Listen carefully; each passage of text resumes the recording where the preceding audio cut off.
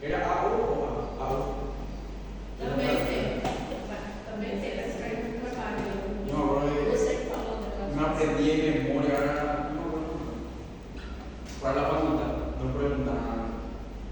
Si estamos hablando de una fractura de tal trazo que tiene este sentido en el fémur izquierdo que va desde el epicóndilo así. Y te ponen 5 opciones. Clasificación A o 1.2. Lloraba. Y el examen final fue oral. Por suerte me tocó cine, no me tocó en el frente. Eso es lo más fácil. Bueno. Empezamos en un minuto. Sí. Entonces, nos queda la clase de mañana y el próximo viernes. Mañana es viernes. Sí, de mañana. Tenemos que dar la clase mañana y el próximo viernes. Não, à noite, horário normal, 7 horas. Sí, eso. Viernes 16. Y sí, los exámenes 7.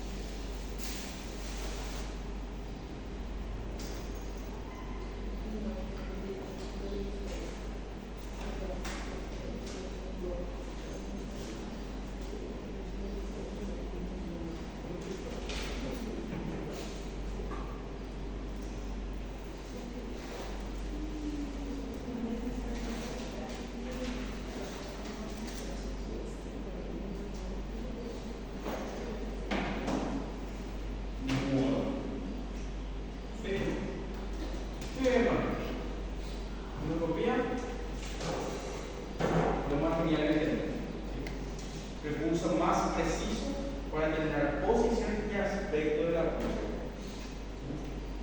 Entonces, según su aspecto, podemos clasificarla dependiendo de su forma. Si es redonda, lineal, irregular o granular. Acá tenemos redonda. Esto es redondo, pero es irregular. Y acá tenemos, por ejemplo, lo que es granular. Son lesiones como parcheadas. Entonces, algo que nos puede dar ciertos datos de la cronicidad de la lesión, obviamente, es la presencia de cicatriz. Acuérdense que cicatriz se ve blanquísima. Bueno, y además de ver su posición, aspecto, nos permite tomar biópsias. Esencialmente para el diagnóstico del ecuador del píleo o para el examen histopatológico ante sospecha de lesiones malignas. Bueno, tratamiento, restablecer el equilibrio normal, ¿verdad?, entre el factor agresor y el factor protector. Entonces, cuando se va a tratar la úlcera, ya sea por vía medicamentosa, ¿verdad? Cuando se habla de curación, no necesariamente quiere decir que el paciente ya no va a volver a tener una úlcera, ¿sí? Porque se ve que hay una recurrencia un poco alta.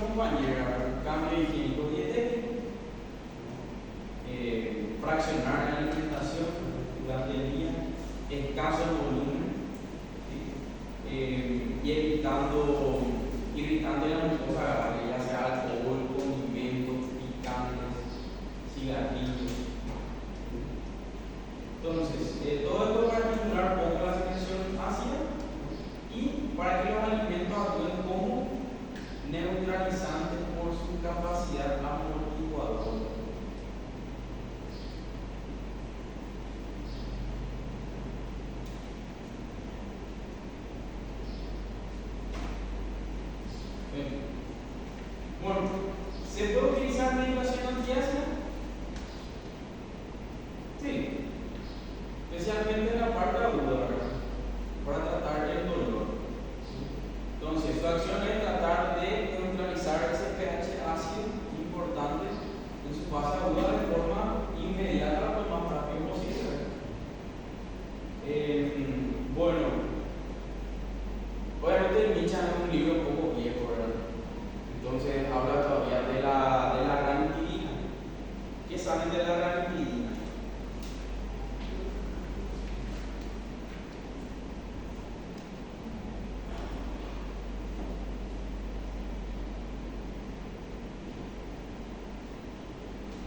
¿Escucharon ya de la ranitidina? Es un fármaco como inhibidor H2.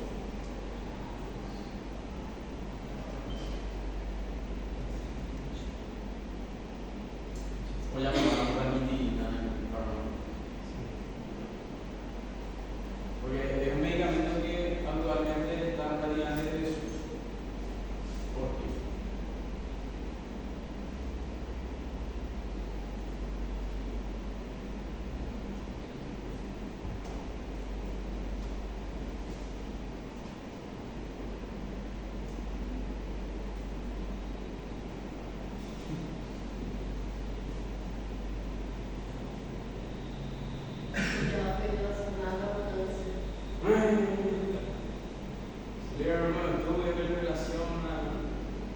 Tiene cierto grado de riesgo como fármaco relacionado al cáncer. En cáncer en general, ¿qué pasa? La ranitidina. Entonces, normalmente ya no se usa la ranitidina, se usa otro inhibidor de H2, como la famotidina, simetilina, que son otros fármacos que tienen prácticamente el mismo efecto, pero que en la clasificación, ¿verdad? No tienen un riesgo tan elevado en relación al desarrollo del cáncer. Y obviamente, ¿verdad? Lo que van ustedes sí o sí van a ver pacientes que vienen es inhibidor del vasopresor. El más barato, el más difundido, por lo menos a nivel de Paraguay, a nivel del Ministerio de Operación. Y después tenemos un montón, ¿verdad? Varía obviamente en dosis y especialmente en precio. Los demás son muy caros. Entonces, omeprazol. Entonces se suele administrar en una dosis de 15 a 30 miligramos por día, ¿verdad? Entonces, ¿podemos hacer una terapia con omeprazol de forma ambulatoria? Sí, mínimamente con un comprimido al día. ¿Por qué? Porque el omeprazol y el comprimido tienen de 20 miligramos. Nuestra terapia base sería un comprimido de omeprazol al día por 4 a 6 semanas. ¿Y jejum? En año. No.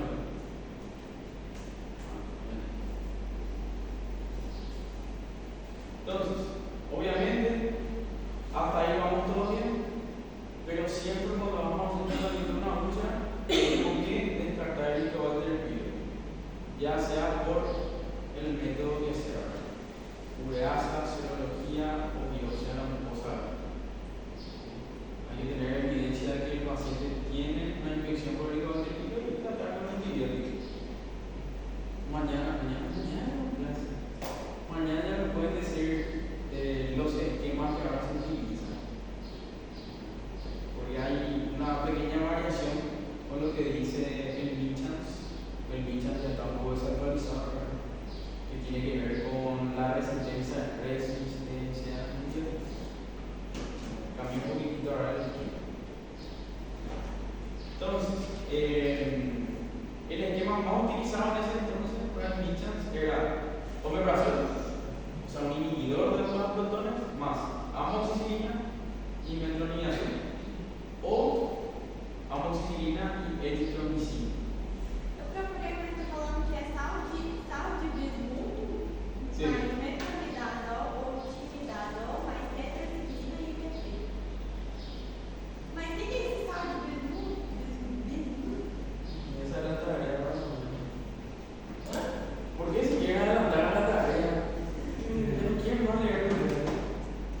Sí, y la duración de la terapia mínimamente es de 2 semanas. De 2 semanas. Y se puede ir hasta 4 semanas. Pero mínimamente tiene que ser 14 días. No puede suspender antes del paciente su terapia. O máximo de quantos? 14 días mínimo hasta 30 días. 28 a 30 días. 4 semanas. Entonces se completa la terapia con el inhibidor de la protona y tu terapia antibiótica. Y ahí tenés 2 opciones. Lo ideal, dependiendo de la característica de la úlcera, de la primera endoscopía, es volver a hacer una endoscopía. Especialmente si es una úlcera muy cerebral, muy destructiva, muy penetrante. O tratar de forma sintomática. O le pedís una nota de serología, pero vos lo tenés que hacer sí o sí durante esta terapia. No es tanto lograr la mejoría de la úlcera, sino que la erradicación del indicador del clínico. Lo esencial.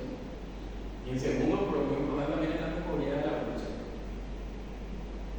Con la erradicación y el inhibidor de la protona normalmente mejora bastante bien dependiendo del grado de penetración de la úlcera. Pero obviamente si una úlcera que está penetrando hasta la serosa, un poco difícil de cicatrice totalmente con medicación. O senhor fez o tratamento e a infecta pediu a endoscopia após 90 dias após o encerramento do tratamento. También se puede ver.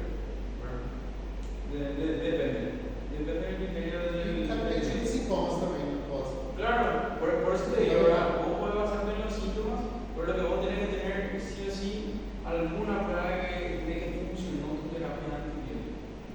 Y después sí, normalmente yo pido al mes, a los 30 días. Pero sí, ¿verdad? Se puede pedir de 1 a 3 meses. Pero lo que querés ver es la evolución crónica o si cicatrizó esa lesión. Y ahí puedo hacer una nueva biopsia también, inclusive, aprovechando si vas a hacer una endoscopia. Claro, ese es el problema de pedir que traigamos una endoscopia de forma muy temprana. Acá, Cidade Leste, Acá, creo que hacen el Catlete. pero leva um paciente Creo. para ir a fazer. Creo. Lo que pasa es que en Catlete solamente se hace endoscopia diagnóstica, no se hace terapéutica. Pero creo que el doctor hace biopsia, estoy casi seguro, porque ya vi estudios de Catlete. Lo más cercano es Catlete, pero el centro privado. Privado. Não, eu queria privado, eu tenho isso. Sí. En el público, muy difícil. Yo no sé si en Ciudad del Este hay en el público. Y después tenés, endoscopia tenés en los hospitales generales, por donde lo vieron, Tacuá, clínicas, IPS, si es asegurado, hospital de trauma, pero hospital de trauma, si alguien no te disparó en el cuello, te van a hacer una. Para fazer a endoscopia tem que ser médico cirurgião ou médico especialista em endoscopia? Ou Gastro. Normalmente el gastro va a ser el gastroenterólogo. Un subespecialista. Vos podés hacer el posgrado en endoscopía, pero la sociedad no te va a reconocer acá por ahora. Yo quería hacer, y justamente hablé con un jefe en el hospital de trauma que me dijo que creo que hizo Brasil, no recuerdo dónde. Y me dijo que vino y que no pudo hacer porque la sociedad no le amparaba. Así la sociedad le cerró. Entonces, los cirujanos gastos normales. Así acá, hay muchas cosas que. clínica e gastro, não. Cirurgião. Sí, cirujano. Só cirurgião. Tá. Tem que cobrar mesmo. Digo, bueno. Está bien. Entonces, ahora, esto vamos a mencionar, ¿sí? Porque antes se utilizaba para la terapia también. Solamente que ahora cada vez se usa menos, ¿sí? Que es parte del tratamiento quirúrgico, ¿sí? Que era muy bueno. O sea, estadísticamente es todavía, ¿verdad? Bueno para disminuir la recurrencia de la úlcera. ¿Sí? ¿Se acuerdan cómo está inervado el estómago del duodeno?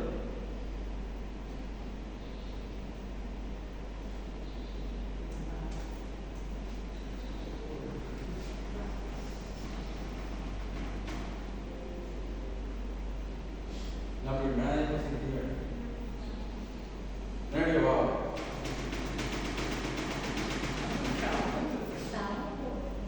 Que se encargaba tanto de la función motora como de la función secretora. Entonces, ¿qué quiere decir vagotomía?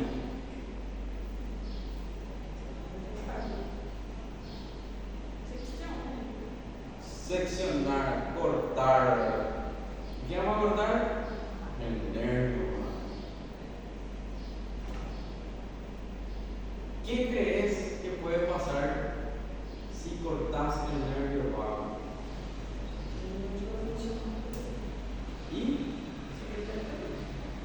lo que a vos te interesa para el tratamiento de la úlcera, disminuye la secreción. Pero como consecuencia, como el mismo nervio se encarga tanto de la función motora como secretora, se altera también la función motora. Entonces altera el peritantino. Y al alterar el peritantino, ¿qué puede pasar?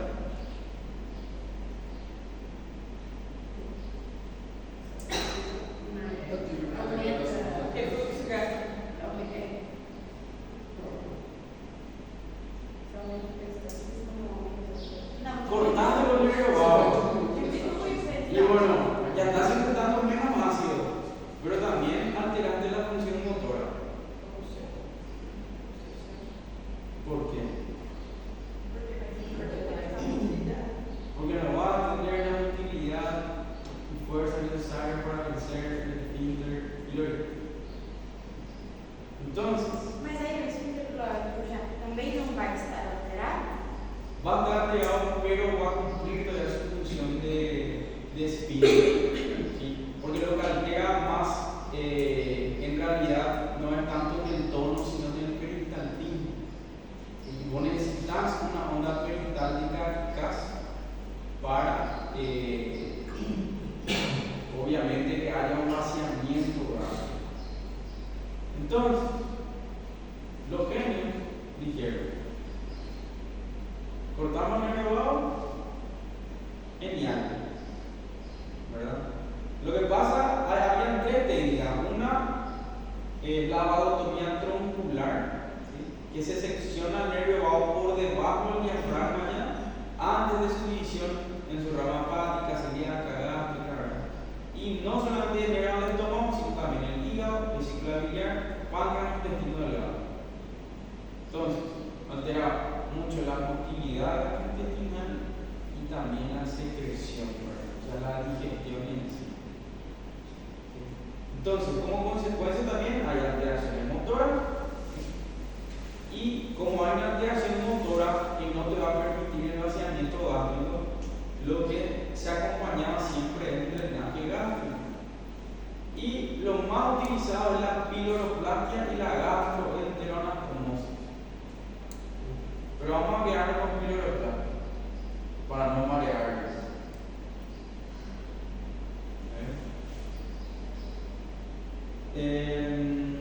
Ya, acá. La piloroplastia consiste en seccionar el esfínter pilórico a cielo abierto y cerrar la antropoduodenotomía en forma transversal para ampliar el calibre y facilitar un mejor pasaje del duodeno.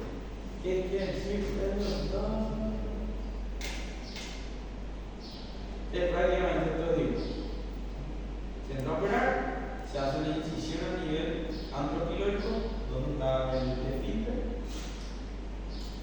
perdón, una incisión transversal, y se cierra de forma vertical. ¿Sí? Se corta así, pero se cierra así.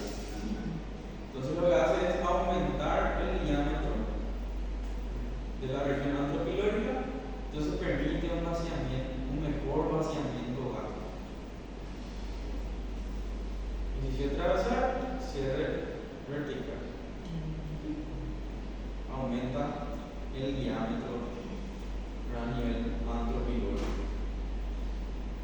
Entonces, luego vino la vagotomía selectiva, que denerva, a diferencia de la vagotomía troncular, ¿verdad? Esta se secciona distalmente a la rama hepática y posteriormente más allá de la rama celíaca. Entonces, todavía denervamos todo el estómago, por lo tanto, requiere de drenaje gástrico, mínimamente una piloroplastia.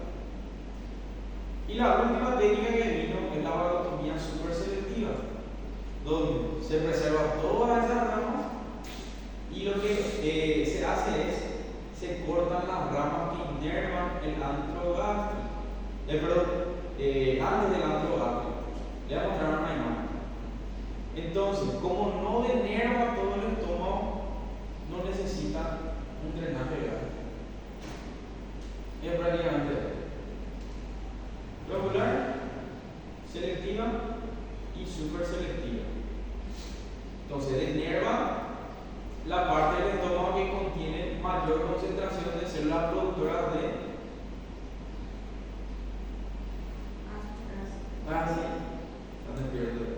¿sí?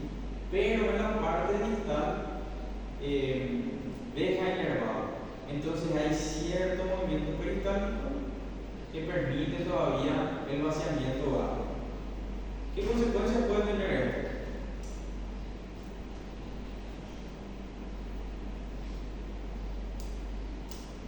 Obviamente, ¿verdad?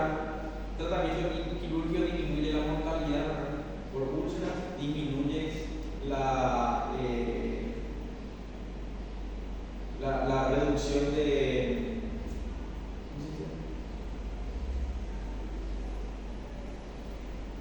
formación de úlceras entre un 75 al 90% y disminuye el promedio de recidivas. Porque se acuerdan que el problema, un gran problema en el tratamiento era que recidivaba el 50% de los casos. Y esta técnica reduce hasta el 8%. Bueno, entre todas, la superselectividad es la menor morbilidad, ¿verdad? Porque le genera menor molestia al paciente. ¿Qué puede ocurrir a consecuencia de esta vagotomía? Retención gástrica. Si no funciona nuestro drenaje gástrico, normalmente, ¿verdad? La retención gástrica es como un fallo, ¿verdad?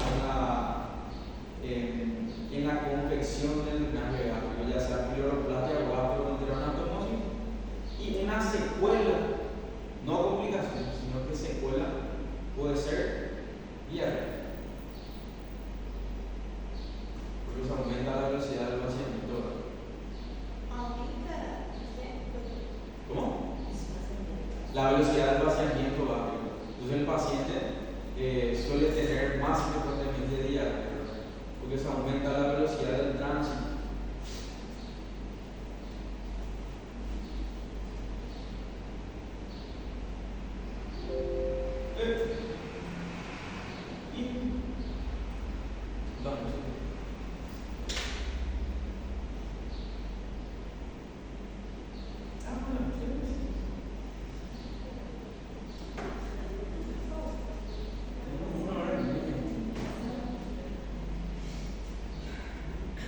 Bueno, úlcera gástrica. Prácticamente se repite todo lo que se busca de verdad. Siempre que tenemos una clasificación en la úlcera gástrica, que es la clasificación de Johnson. Esta es una clasificación de Johnson resumida. Yo les voy a contar esta clasificación, que es la que está en el Michans. ¿Sí? En el Michans habla de 3 tipos. La de tipo 1 es la úlcera que se ubica en la curvatura menor del estómago y cursa con hipoacidez gástrica. Se le llama también úlceras tróficas. Entonces, Johnson 1, hipoacidez gástrica, también conocida como úlcera trófica. Johnson tipo 2, también en curvatura menor, pero está asociada a una úlcera duodenal también. 1, curvatura menor, hipoacidez. 2, curvatura menor asociada a otra úlcera que está en el duodeno. Y la de tipo 3 es una úlcera que se localiza cerca del píloro y se comporta como una úlcera duodenal. Por lo menos sepan citar. Siempre se pregunta.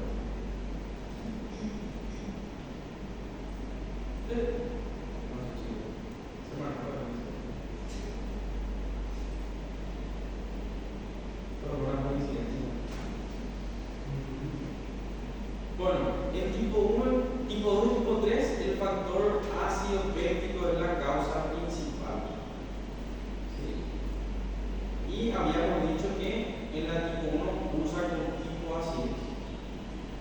Y esto es volver a mencionar, ¿no? Cualquier sustancia que altere la barrera mucosa, como el ácido acetil salicílico, corticoides, fenilbutazona, indobutazona, sal de biliar, aumenta la permeabilidad y provoca lesiones que pueden llegar a las úlceras. Bien. Acá hablamos del Helicobacter pylori, que ya habíamos hablado hace rato. Frecuencia, la úlcera gástrica tiene una frecuencia menor que la úlcera duodenal y la proporción varía entre 1,4 a 1,7 inclusive. Y igual que la úlcera duodenal, es más frecuente en el hombre en relación con 1,2. Edad de aparición similar, solamente que aumenta un poco el rango etario. La duodenal es entre 35 y 55 y la gástrica entre 35 y 64. En la presentación clínica, la misma presentación de la úlcera duodenal, ¿verdad? El síntoma principal es el dolor, el tipo quemazón, que tiene periodo y tiene ritmo. Periodo doloroso en crisis que duran de 10 a 15 días y se puede prolongar por meses. Y el dolor aparece más o menos tempranamente después de las comidas. A veces transcurrido 30 minutos o una hora. ¿Bueno? Sí, es al revés. Por los mecanismos regulatorios del tiempo. Lo que dijo la compañera: uno come, estimula el estómago, duele. En la duodenal uno come,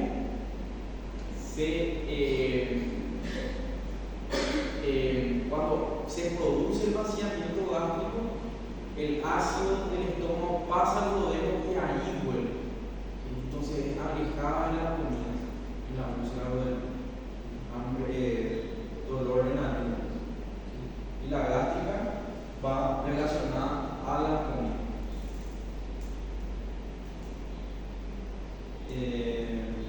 Pero dije mal, les dije mal. Cuando la duodenal, cuando uno come, acuérdense que hace vaciamiento gástrico y ahí mejora. ¿Por qué? Porque se estimula la secreción de bilis y de secreción pancreática alcalina. Entonces mejora. Por eso al revés. El tipo de dolor ya conocemos, ¿verdad? Obviamente por el tipo de dolor que es intenso, es epigástrico, es subsicoide, puede irradiar al tórax, al ejemplo cordial, inclusive al dorso, zona capilar izquierda, ¿verdad? Uno de los diagnósticos diferenciales es el infarto agudo miocárdico. Y no sé si ya les conté la mala experiencia que tuve con una úlcera. ¿No lo conté? Me conté ya. Sí, ¿verdad? Yo conté ya. ¿En la práctica? Conté una hora. No, ¿verdad? ¿Qué hablaste de los ojos? ¿Qué? ¿Qué hablaste de los ojos? Pero Ah, sí. No, que el paciente entró en la guardia anterior y yo entraba de guardia y supuestamente era un pólipo biliar. tenía dolor muy intenso, epigastrio, y irradiaba hacia el tórax.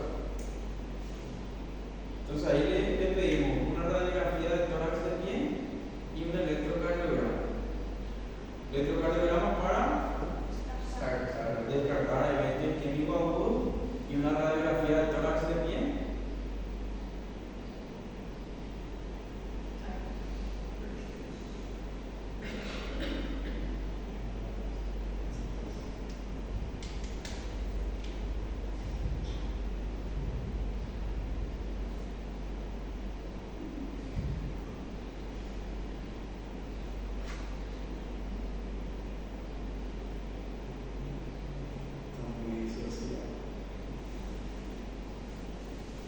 ¿Por qué no podemos ver una radiografía de tórax de pie?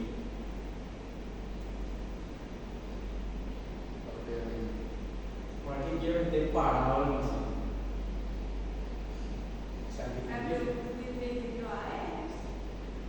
¿Dónde?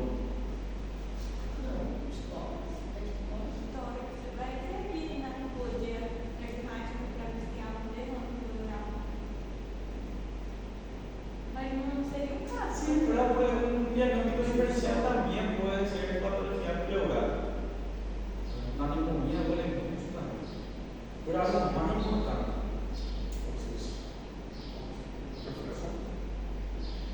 Si se perfora, ¿qué vas a ver? Hablamos de mi grupo sanguíneo. Mi grupo de práctica sanguínea. ¿Qué? ¿Dónde?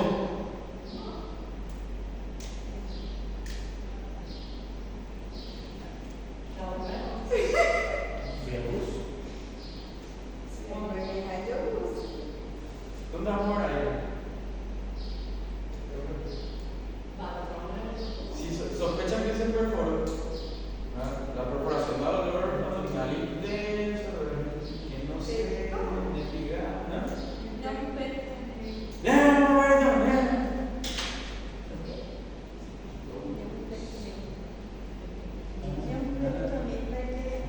¿Cómo se acuerdan? Neumoperitoneum. Signo de perforación de vísceras. Y ese paciente infartó y también tenía una úlcera perforada. Tenía las dos. Sí, infartó por el dolor. Por ese el dolor le pasó a infartar a un cardíaco. O fue infartar por dolor.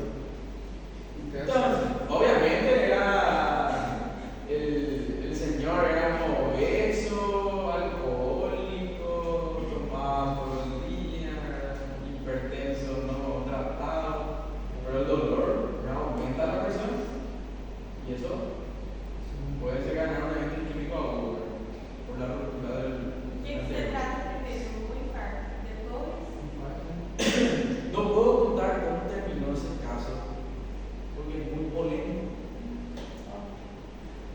y tendría que hablar mal de otro colega, pero no puedo, pues sería hablar muy mal de ese colega. Pero sí, ¿verdad? Ahí vos tenés que ver el pro y el contra de tu paciente. Por eso siempre les digo, ¿verdad?, que la práctica médica no es como el libro. ¿Por qué? Porque en el libro nosotros estudiamos la patología y tratamos a un paciente como si fuera que tiene esa patología. Pero tu paciente nunca va a tener una sola enfermedad, tiene un montón de cosas. Y acá se sumaron dos cosas graves, potencialmente mortales: un infarto de miocardio y una perforación de víscera. Doutor, esse paciente não ia ter tipo a infecção hospital? Ou não? No va a tener eso. Porque no hay compromiso de ninguna pleura. O sea, no hay compromiso de la pleura parietal. Obviamente hay compromiso de la pleura visceral, para que la serosa de tu tubo digestivo, que se perforó. Pero, o sea, ahí se va a escapar al peritoneum. Lo que vas a tener es un humanismo y tensión abdominal generalizada con pérdida de la matidez hepática. ¿Cómo se llama ese síndrome? La pérdida de la matidez hepática. Ni grupo sabe.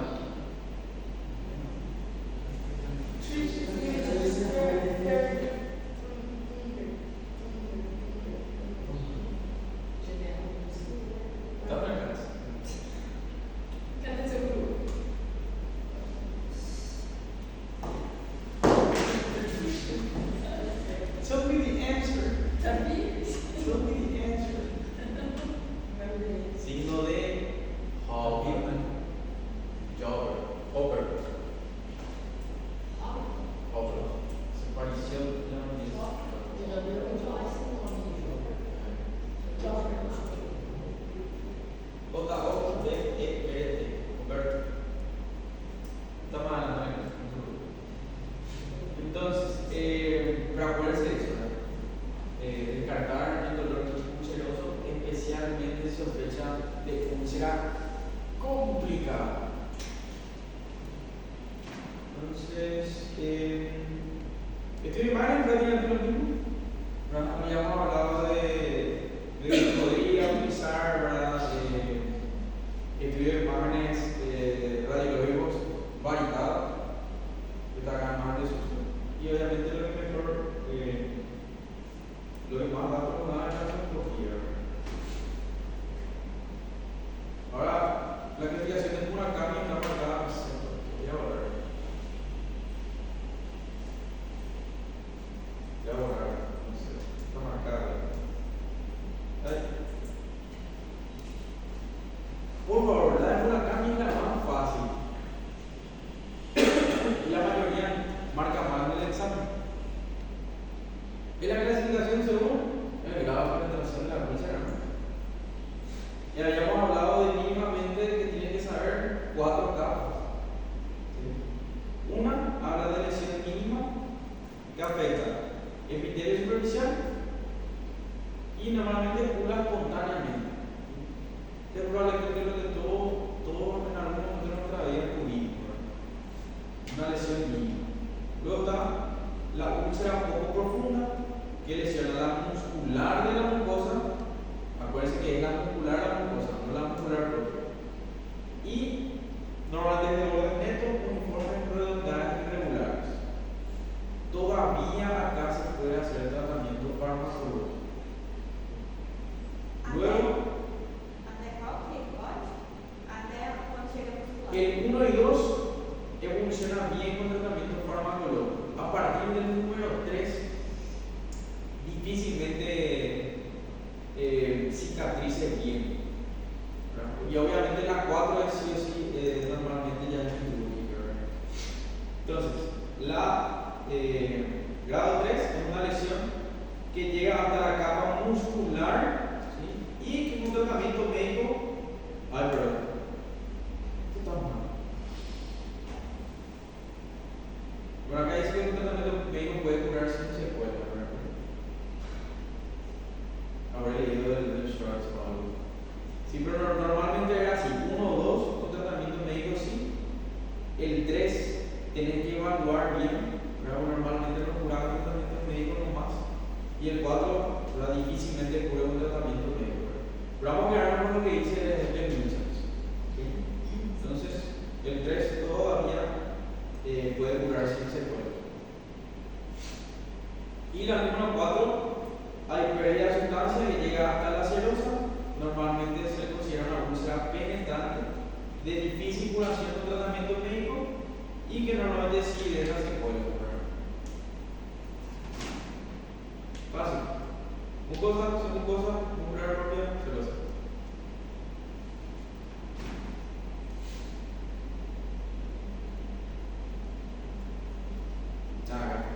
Me parecía lo que leí.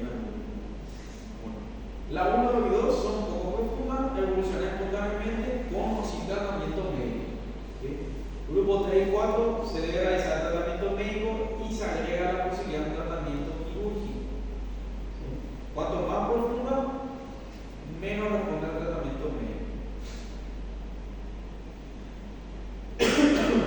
Bueno, y algunas características hay que tener en cuenta a la hora de evaluar una úlcera son los bordes. Los bordes tienen que ser bien definidos.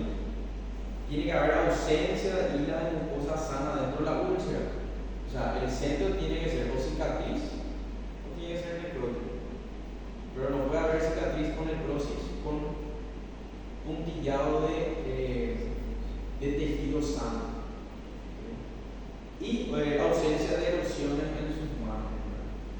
Esto es carácter de una lesión benigna. Bueno, laboratorio. ¿Qué laboratorio le pediría a un paciente así?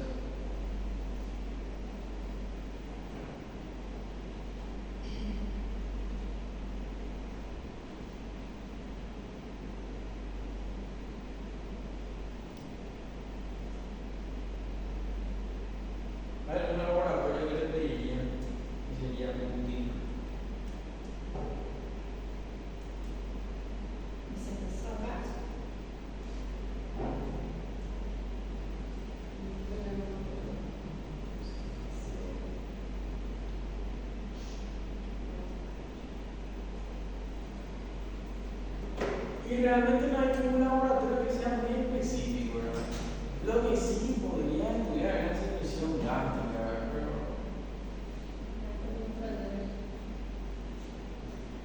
acá, por ejemplo, no tenemos disponibilidad, ¿verdad? El laboratorio no.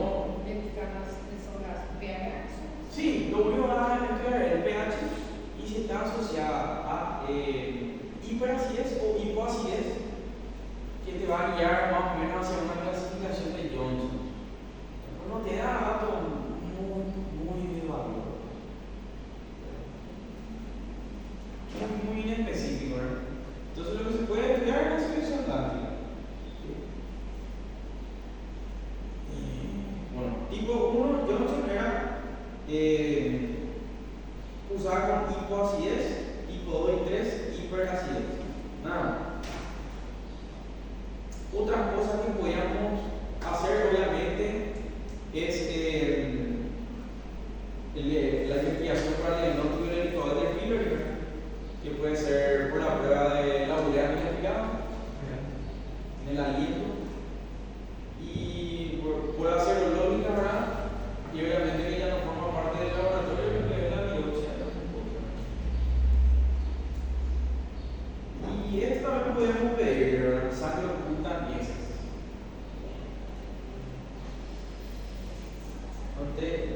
Una observación para el paciente puede que no tenga ni hematemesis ni melena, ¿verdad? Por el ritmo del sangrado, pero sí puede tener sangre oculta en heces. Pero es totalmente inespecífico. Tampoco te guía tu diagnóstico. Eu suspeitaria de uma complicação nesse caso. Y no necesariamente una complicación. La hemorragia digestiva alta no es una complicación. Este es un sangrado mínimo que se produce por la oxigenación de la lesión. Por eso te digo, no va a haber ni hematemesis ni melena. Va a tener un dato más, pero es totalmente específico.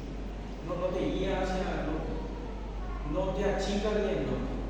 Porque acuérdense que nosotros cuando pedimos algún método auxiliar diagnóstico es para ir achicando el diagnóstico hasta llegar al diagnóstico verdadero. Por ejemplo, abdomen agudo quirúrgico. Abdomen agudo quirúrgico inflamatorio. Abdomen agudo quirúrgico de origen apendicular. Apendicitis aguda venenosa perforada en tercio medio. Se va achicando el diagnóstico. El más grande es un abdomen agudo quirúrgico. El más chico, una apendicitis venenosa perforada en tercio medio. Cada cosa que hacer tiene que especificar más el diagnóstico. Tratamiento muy parecido con la práctica de la misma de la función renal, cambio higiénico dietético.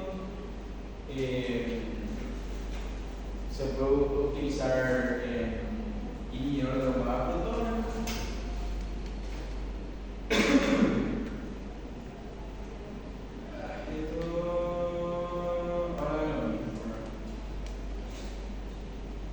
Ahora, esta parte, ¿verdad? Una vez realizado el tratamiento, ¿verdad? Ya sea con inhibidores de protones, ácido, ¿verdad? Si se hizo la terapia antibiótica contra el indicador del pylori, el paciente se tiene que controlar preferentemente con endoscopía a las 4 semanas del tratamiento. Por eso ya va a volver. Normalmente el control. Porque el Michan está viejo en el periodo. Entonces, en el periodo de 4 semanas tiene que haber mejoría.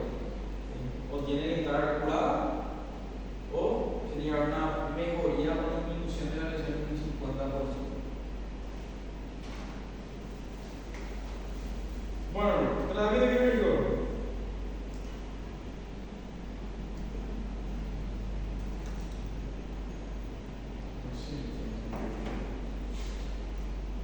Para lo que me escriben en el celular, así que ignoro los mensajes. O sea, no ignoro. Leo y digo, voy a leer después. Tengo 81 chats, no leí. No sé, bueno, ¿cuándo tenemos que tratar de forma quirúrgica esencial al paciente? Uno, cuando no hay certeza de que la lesión es benigna.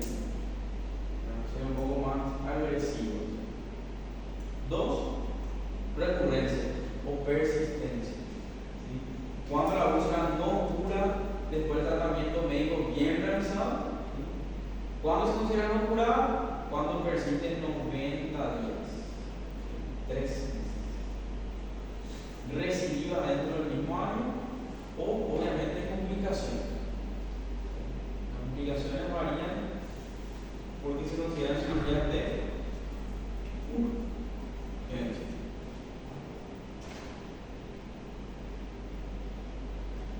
Bueno, tratamiento quirúrgico de la pulmonía grave. Si no hay otra, no funciona el tratamiento médico o hay recidiva. ¿Cómo se trata? Se tiene que quitar todo lo que hay en la cabeza. Y para eso hay distintas técnicas. Entonces, tenemos que evaluar la úlcera y si está asociada a zonas de gastritis. Y obviamente el objetivo final es quitar toda esa área afectada y asegurar una buena evacuación gástrica. Entonces hay varias técnicas, ¿verdad? Lo que se pueden utilizar resecciones gástricas parciales, como la hemigastrectomía o astrectomía subtotal convencional, tiene la indicación precisa de las úlceras tipo 1 de Johnson. ¿Se acuerdan? Eran las tróficas que se encontraban en la curvatura menor.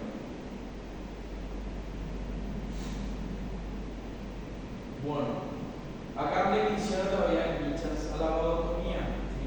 En los tipos 2 y 3 puede ser necesario disminuir la secreción ácida, por lo que muchos le agregan una vagotomía a la hemigastrectomía. Y normalmente se usan las dos en conjunto. Normalmente. Sí se utiliza.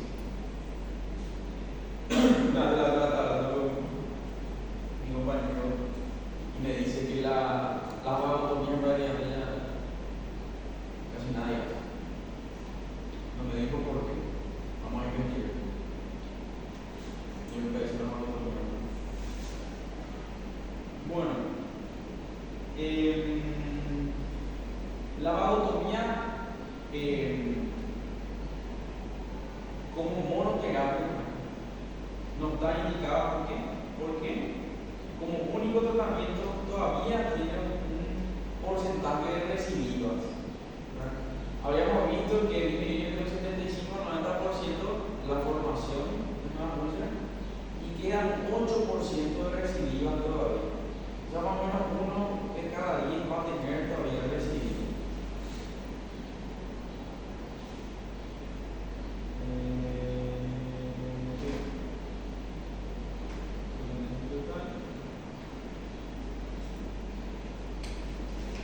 Esto le voy a dejar leer a ustedes, pero no quiero que se complique, porque esto es un poco de especialista, que es la resección y la reconstrucción del tránsito gastrointestinal. ¿Son de que se toman?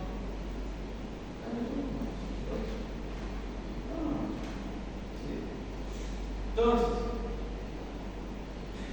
obviamente, acuérdense que hacíamos astrectomías subtotales o totales y luego nosotros tenemos que volver a unir el estómago o volver a unir el tracto gastrointestinal para que el paciente continúe con su vida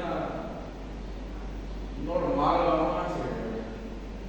Entonces, hay dos técnicas que son las técnicas que con unos campos normales, la que hierro y eso. Bueno, una se puede hacer a nivel terminal, una Bilbot 1, que es una, por ejemplo, este es el ejemplo, una subtotal. Se hace una astrectomía y se hace una gastroduodenostomía. ¿Sí? Se une estómago con duodeno. Gastroduodenostomía. Reconstrucción tipo Gilbert-Hummel. Y con el yeyuno de forma terminolateral es la tipo Gilbert 2, que es se hace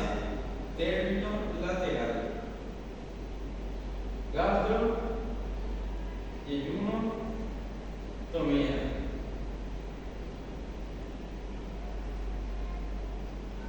Y la pregunta que siempre hago es ¿por qué se deja esta sección de intestino libre? Investiguen un poco reconstrucción tipo Greenlock 2. Bueno, ya están todos disociados, vamos más rápido. Diagnóstico diferencial es un punto. Las dispepsias normales que todo el mundo tiene, reflujo gastroesofágico, dolor torácico de origen coronario o no coronario, colelitiasis sintomática, neoplasia digestiva, isquemia mesentérica. Isquemia mesentérica, más o menos. Más se puede confundir con una úlcera perforada, porque es un evento agudo y de alta mortalidad. Complicaciones, ya conocemos: hemorragia, perforación, estrechez o obstrucción. ¿Sí? La hemorragia es más frecuente, la perforación es la segunda más frecuente, y acuérdense que la perforación debuta con un abdomen agudo quirúrgico. Suele perforar en cara anterior del duodeno o en la proximidad de la curvatura menor del estómago. Obviamente da peritonitis y el cuadro es característico. ¿Sí? Yo me voy a leer la primera úlcera perforada que atendí en mi vida. Era un señor obeso que llegó en 10 minutos al hospital. Dolor de inicio brusco, intenso, insoportable, pálido, sudoroso. Y él decía: doctor, yo siento que explotó algo dentro de mí. Y se acompaña de una distensión generalizada de la mano. Y acá el paraguayo te va a decir: doctor, poca puta más cerebrete, te va a decir. ¿Qué quiere decir eso? Ya va a explotar mi panza, me siente la distensión. Y es muy característico. Entonces, por eso hay que hacer el diagnóstico diferencial rápido. Entonces, usted tiene que pensar: dolor en el gastro, brusco, intenso, insoportable.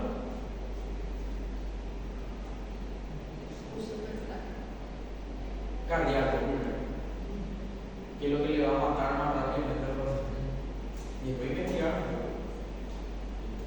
tanto la anamnesis rápida, cognición, síntomas no AINES, y el examen físico que te va a acompañar también, entendido, doloroso, una abdomen peritoneal, desaparición de la materia de pato. Si tenés más dudas, rápidamente una radiografía de tórax de pie en busca del neumo peritoneal. Entonces, tiene que ser rápido, se puede decir una urgencia. Entonces, puede ir acompañado de estado sincopal, el paciente se desmaya, palidez, sudoración, taquicardia y a veces vómito. Es muy difícil, pero no imposible, que una úlcera sangre y se perfore.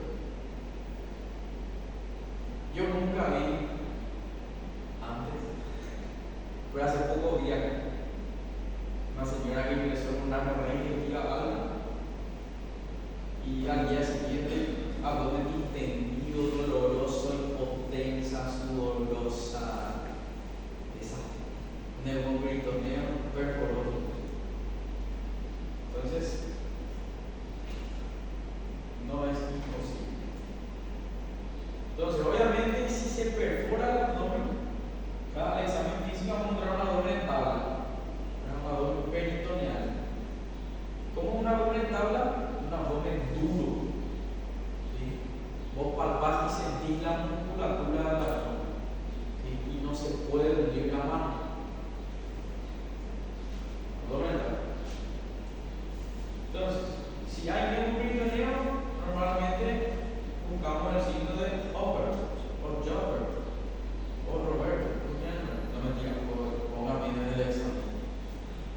Porque si no pone bien el nombre también no existe y no vale. ¿Sí? Que la desaparición de materia es prehepática por interposición de una capa gaseosa entre el hígado y la pared abdominal. Que es lo que nosotros estamos evaluando, a la percusión. Entonces yo percuto todo el abdomen. Voy a notar que un timbre hipertimpánico inclusive. Y me voy hacia la zona donde debería haber materia, que está recontra el timpano. Yo hasta encontrar el contrario. Ahora, otra cosa que le podemos hacer, que no es muy específico, pero sí te guía hacia una voz quirúrgica del tacto rectal, ¿verdad? En toda sospecha de una voz quirúrgica debería hacerse el tacto rectal. ¿Sí? Algo muy característico de un paciente que está con una peritonitis es el dolor en el fondo saco de Douglas, el famoso grito de Douglas. Tacto rectal extremadamente doloroso y especialmente a la palpación del punto de Douglas. Palpamos a que el paciente grita. No es un dolor insoportable, lo llama el grito de Douglas. Ya viene. Bueno, ¿qué ven acá?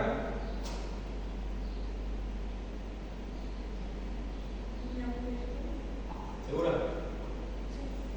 ¿Qué? ¿Dónde? ¿Acá? ¿Esto? ¿Y esto qué es?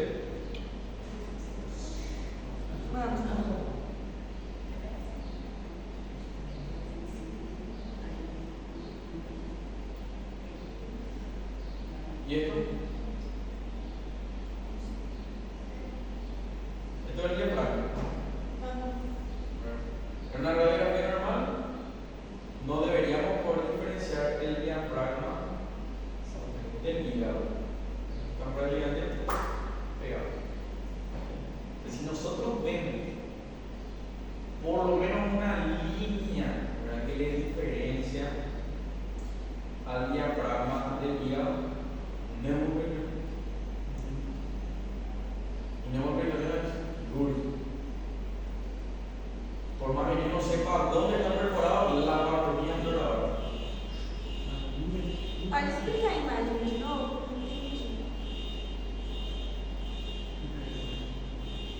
Diafragma, ¿sí? Hígado.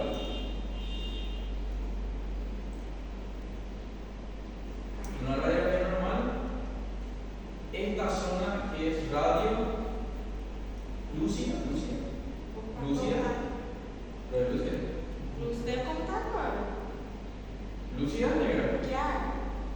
Então, luz da negra. Sí, Que é a placa, claro. claro. E o pago é sólido. Esta zona radiolúcida por debajo del diafragma no se observa en un paciente normal, ¿sí? Porque el hígado está pegado al diafragma. Y acordate que por eso nosotros le pedimos al paciente que se haga una radiografía de tórax de pie. Porque si vos le haces acostado al paciente, no vas a ver eso. Tiene que ser de pie porque el aire va a sonar más. Se falta, va hacia arriba.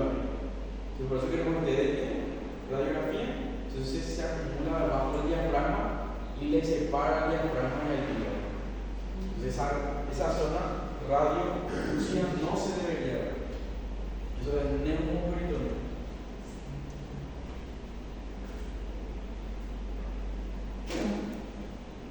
Estamos ordenando. Tratamiento de la perforación. ¿Qué creen que se hace?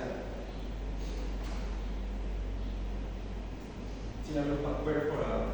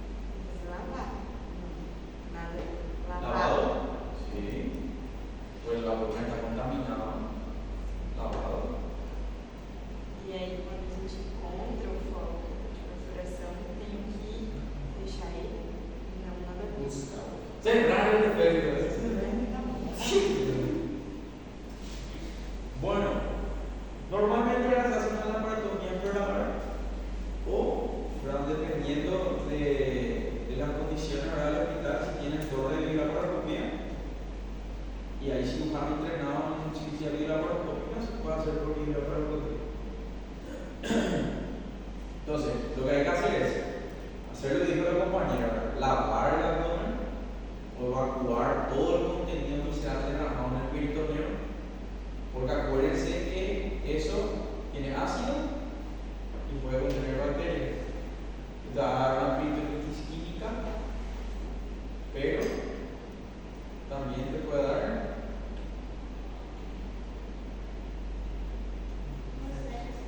una sepsis. Entonces, como protocolo, ¿verdad? Michas dice que se debe tomar muestras para cultivo, que es cierto, y antibiograma. Y la cirugía es sencilla, ¿verdad? Es cerrar la perforación en 1 o 2 planos seguida de una epiplastia. ¿Sí? Entonces, si ustedes ven acá, ven el defecto de la úlcera. Lo que se suele hacer primero, antes de suturar, ¿sí?, es reavivar un poco el borde de la úlcera. ¿Sí? Se corta un poco el borde de la úlcera. Entonces yo tengo que ver que el borde sangre. ¿Sí? Porque si sangra, quiere decir que el tejido vascularizado. Y si está vascularizado, va a cicatrizar.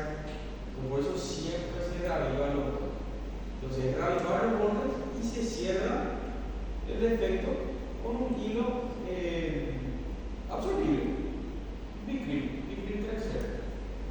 Se puede hacer en 1 o 2 planos, que el estómago cicatriza rapidísimo, y se puede hacer una epiplastia. Se puede agarrar una porción del epiplón mayor, llevar hasta el defecto, por ejemplo, agarro una porción de epiplón y le coloco encima y le hago puntos de sutura encima con el epiplón. Entonces eso sirve como un parche, una epiplastia o un parche de epiplón. Entonces es una medida de seguridad extra, por si hay licencia o algo así. Entonces, el pronóstico depende del lapso que se tardó en actuar, ¿verdad? El lapso de tiempo entre la perforación y la reparación con el tratamiento. Si es menor a 6 horas, buen pronóstico. Más de 24 horas ya empiezan a haber complicaciones, especialmente, obviamente puede haber complicaciones en el periodo pre-quirúrgico, pero si están más de 24 horas en la perforación, puede haber mayor índice de complicaciones postquirúrgicas por el grado de contaminación del abdomen. El paciente puede hacer colecciones intraabdominales. Entonces, a mayor tiempo, mayor mortalidad. Y la principal causa de mortalidad es la sepsis que puede tener. ¿Estenosis? Pueden leer. Mira, hay una obstrucción intestinal. Otra con una obstrucción intestinal altísima. El diagnóstico de una estenosis por una úlcera se puede hacer por radiología, tanto por estudio varitado, en el cual nosotros vamos a ver una estrechez, normalmente a nivel del píloro, o sea, el famoso signo del pico de pájaro, con una estrechez, o también se puede hacer por endoscopía. Y la endoscopía te da ciertas ventajas otra vez. ¿Por qué? Porque obviamente nosotros podemos ver directamente la lesión. ¿Sí? Entonces te permite hacer diagnósticos diferenciales. Si es una úlcera nomás que cicatrizó y está ocurriendo, o hay presencia de cáncer o tumoración, al mismo tiempo te permite hacer la biopsia para evaluar el aspecto de la úlcera. Y tratamiento quirúrgico. De entrada, obviamente, es buena hidratación, reposición hidroelectrolítica, y si se va a tardar para hacer tratamiento quirúrgico, hay que evaluar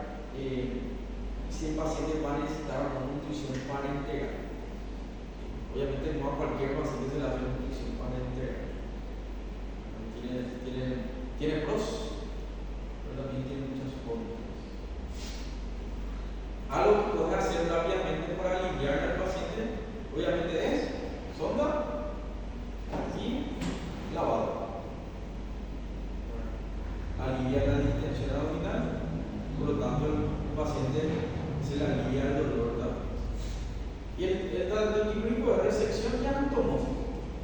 Resección de la zona afecta y anatomizamos con alguna técnica que ya vimos, ya sea Pilon 1 o Pilon 2, ¿verdad? El Bichans habla de una gastroyejunostomía, ¿verdad? Que es una bilirrubina. Hemorragia diata, eso ya vi. ¿Sí? Entonces vamos a pasar. Este cuadro yo no recuerdo si estaba en la clase pasada de hemorragias, que habla de la clasificación de la hemorragia. Clase 1, 2, 3, 4 o leve, moderada, grave, sanguinaria. Esto creo que es lo único que se le agrega. Pero ya habíamos discutido, ¿verdad?, en clase de cómo uno puede saber rápidamente, ¿verdad?, o por lo menos deducir según la clínica qué tanta sangre perdió el paciente. Es un cuadro que le va a servir de guía, pero leamos, porque se suele volver. No de memoria, pero sí le va a servir para los casos clínicos, porque se pregunta qué clasificación de hemorragia es. Si es leve, moderada, grave o sanguínea. Eso lo deben saber, identificar según los signos vitales o datos que yo les voy a dar. No quiero que se sepan de memoria. No está. Si ustedes identifican la clínica, eso es lo que yo quiero. ¿Es lo mismo? Y algo nuevo, creo que no habíamos hablado de la clasificación de Forrest también. En la clase de moral digestiva, o hablar. No, moral digestiva va mayor no puede. ¿Sí? La clasificación de Forrest es una clasificación endoscópica que nos da una idea del riesgo de resangrado de una lesión. ¿Sí? Paciente con hemorragia digestiva alta, se mete una endoscopia digestiva alta y tenemos diferentes clasificaciones. Forrest 1A es una hemorragia en chorro, o sea, probablemente arterial. 1B es una hemorragia babeante, probablemente una hemorragia venosa. La 2A, nosotros tenemos identificado el vaso, pero al momento del estudio no está sangrando. La 2B, identificamos un coágulo adherido a la pared, como estigma de sangrado. La 2C, una mancha pigmentada, tipo eritema. Y el grupo 3 es donde no hay estigmas de sangrado. Entonces, eso sí tiene que saber, porque se preocupa. Tratamiento ya dimos, cirugía ya dimos también.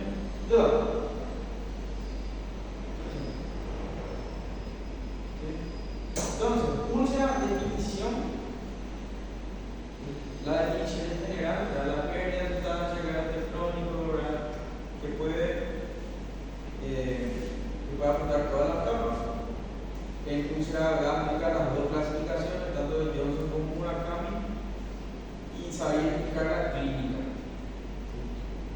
Y la clínica no solamente es el tipo de dolor, cuando se le pregunta por características del dolor ulceroso, por ejemplo. No me pongan solamente dolor quemante, ¿verdad? Es un dolor de epigastrio, de moderada intensidad, pueden poner tipo quemazón, pero que tiene ritmo y periodicidad. Y eso. Se suele preguntar mucho de úlcera,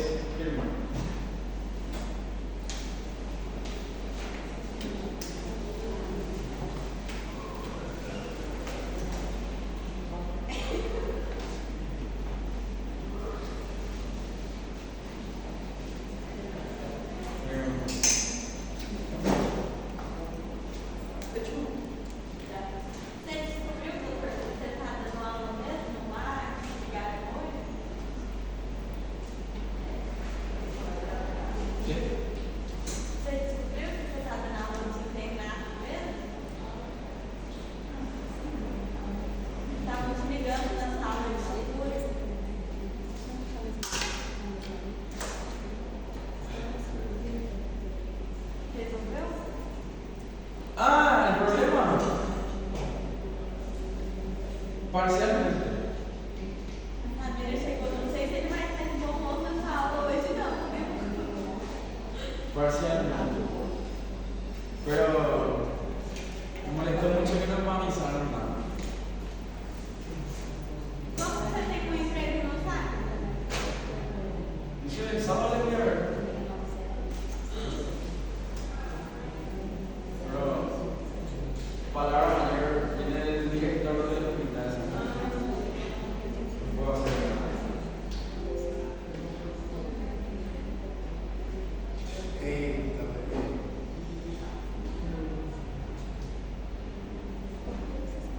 eu estava fazendo um trabalho nos slide. Todo está marcado. Parecidos. Obviamente, lo que no está marcado puede salir también.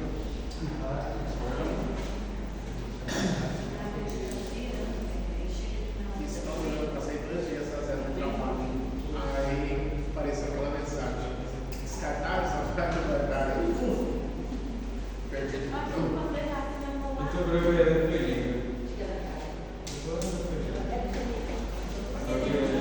Ese fue ya el mejor del gráfico. Não, eu acho que eu vou dar bem.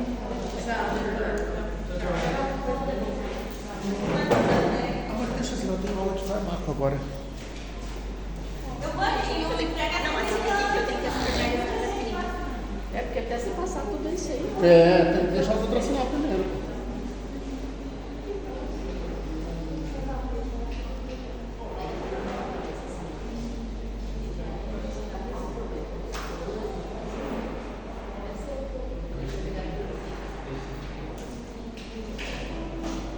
Ele assinando as pessoas também, vai falar.